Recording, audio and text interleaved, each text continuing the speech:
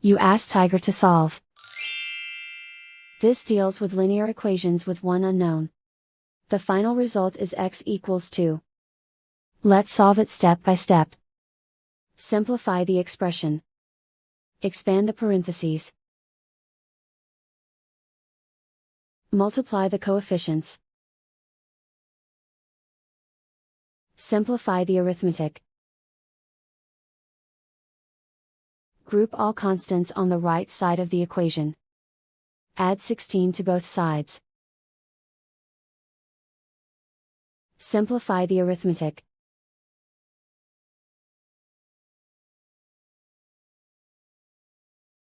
Isolate the x. Divide both sides by 56.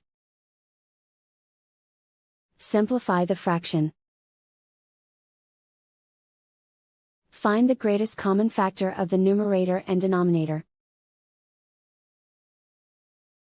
Factor out and cancel the greatest common factor. And so the final result is x equals 2.